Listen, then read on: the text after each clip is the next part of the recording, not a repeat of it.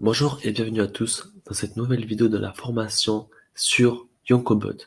Si vous n'avez pas vu mes précédentes vidéos, je vous invite à aller les voir. Et surtout les deux dernières. Car dans cette vidéo, nous allons voir une fusion des deux dernières vidéos.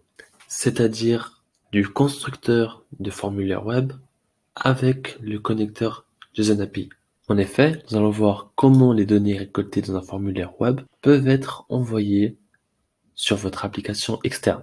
Parce que pour petit rappel, ici avec le connecteur JSON API, vous pourrez envoyer toutes les données récoltées par le bot dans vos applications externes.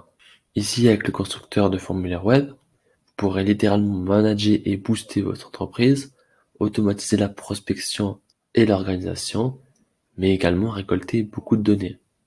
Ensuite, une fois que les données sont récoltées, vous pourrez les voir juste ici, en cliquant sur Action, les rapports. Ici, on a certaines données principales. Ici, on va voir plus en détail. Et voilà, on peut voir quel modèle choisi et par exemple, si la personne a rentré son numéro de téléphone. Donc là, vous voyez, vous pouvez le voir manuellement.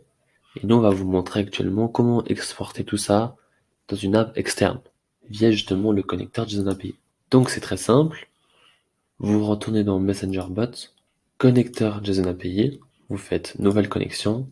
Donc ici, vous mettez le nom pour que vous puissiez le reconnaître. Donc par exemple, liaison data restaurant, ou on peut mettre liaison réservation restaurant. Vous mettez ce que vous voulez. Vous mettez votre page.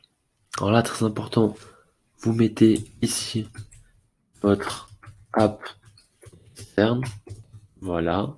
Là, en fait, on va envoyer les données. Si vous ne touchez rien à part WebView Form, donc le constructeur de formulaire web, et vous allez voir que quand on va cliquer, une case apparaît en dessous. Et c'est là où justement on va faire la transition. Ici, vous voyez, le formulaire que je vous ai montré juste avant, il y a à peine quelques minutes, apparaît.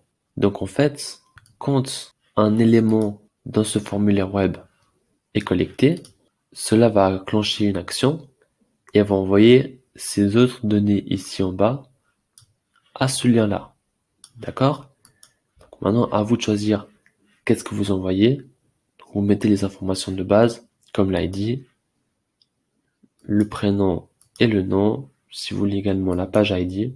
Après, d'autres informations comme le label SIA ou autre. Attention, email, numéro, localisation, etc. Vous ne touchez pas. Vous pouvez toucher, mais c'est plutôt risqué parce que il faut que vous le demandez et c'est pas sûr que la personne accepte. Ça pourrait créer des bugs. Vous mettez ici form data. Donc qu'est-ce que c'est? Ben, simplement les données du formulaire. Et dans votre formulaire, vous allez mettre justement l'email, le numéro de téléphone, etc. Donc il n'y a pas besoin de cocher email ou numéro de téléphone, parce que ce sera fait dans votre formulaire web.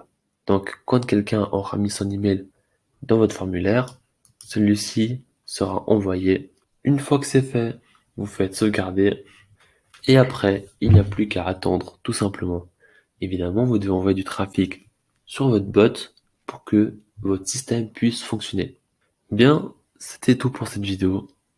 Si vous avez des questions, n'hésitez pas et je vous dis à la prochaine.